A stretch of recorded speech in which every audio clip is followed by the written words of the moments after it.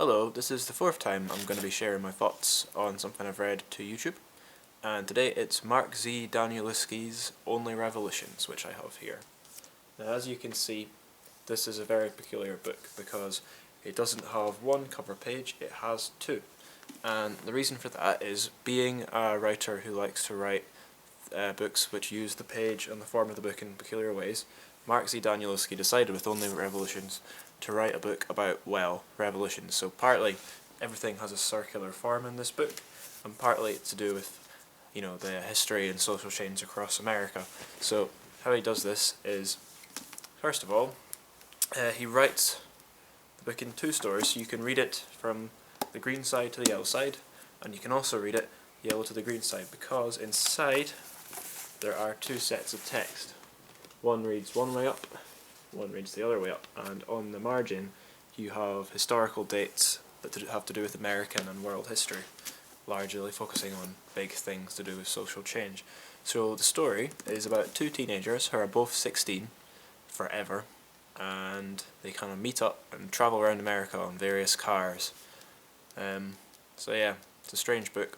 I was really looking forward to reading it, but was off-put slightly by the fact it's written in it's written in poetry rather than prose, which on one hand gives you this flowing, immediate, crazy feel that the author's trying to get across, but on the other hand, I don't know, it depends on if you enjoy poetry, I guess. I much prefer prose, and reading an entire book written in kind of poetry form was a wee bit of a slog for me at times, but I did still enjoy the book. It was still really interesting.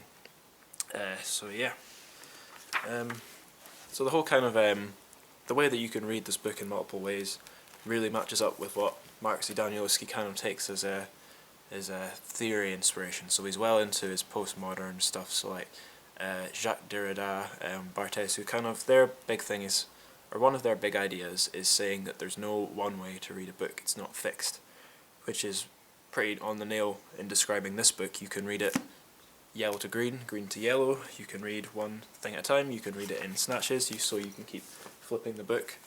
There is one way we're kind of prescribed to read it, if you look closely on the sleeve. It doesn't say the author's telling us to read it this way, it just says, the publisher suggests alternating between Haley and Sam, that's the two characters, reading 8 pages at a time, and that would probably be the way to get the most enjoyment out of this book. I made the mistake of reading green to yellow, then yellow to green, and not alternating between the two, so I had two big stories rather than one big fragmented one, which probably would have it would have given me a better idea of what was going on and clued me into both, because both the narratives help make sense of one another. So I guess reading it like one after the other, every 8 pages would be good. I read it like this, so I didn't understand the whole until I'd read the second part, if that makes any sense. So yeah, it's a confusing book. So be aware if you are going to buy it, be aware of what you're getting yourself into. It's a big, confusing mass of poetry rather than prose and all that. So, it's very different from House of Leaves. I went in having read House of Leaves and got something similar but also quite different. Anyway, so yeah, the characters. There's only really two characters in this book, Haley and Sam. A lot of the book's kind of, I don't know, ambiguity hinges on what they actually are. They say they're always 16. They appear to be teenagers, but they're immortal, so that's obvious. They're not human beings, they're not normal human beings.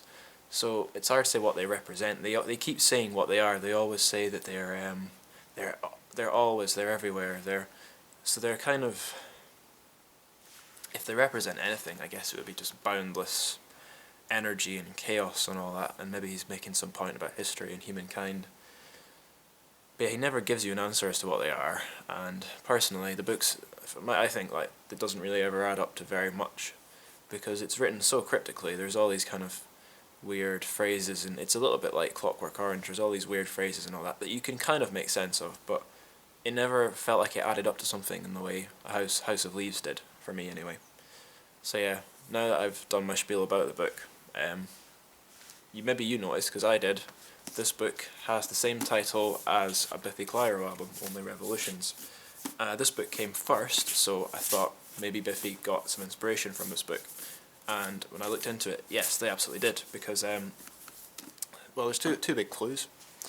One is that there's a track title in the Biffy album called Boom, Blast and Ruin, and that's one of the phrases that gets dropped a lot in this book. It's something the characters like to say when crazy things are happening. They say boom, blast and ruin, so Biffy must have got that from here. And the other big thing is, on the cover of the Biffy album, there's a man and a woman looking at one another.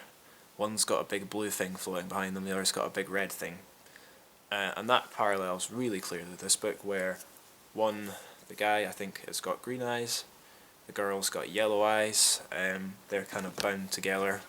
And a lot of the album's themes seem to be about a guy and a girl bound together in some kind of relationship. So yeah, I guess Biffy read this book and enjoyed it, probably more than I did. It's a cool book, but yeah, not the most enjoyable, but definitely different. It's an interesting offer. So yeah, there's one other thing I was going to say before I stop talking.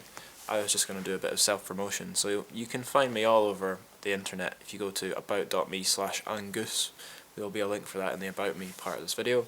And also I've got a book on Amazon. It's a collection of short stories for sale. It's an ebook. It's £1, $1.50 if you're in the US. I'll pop a link for that at the bottom as well. So thanks for watching. Bye.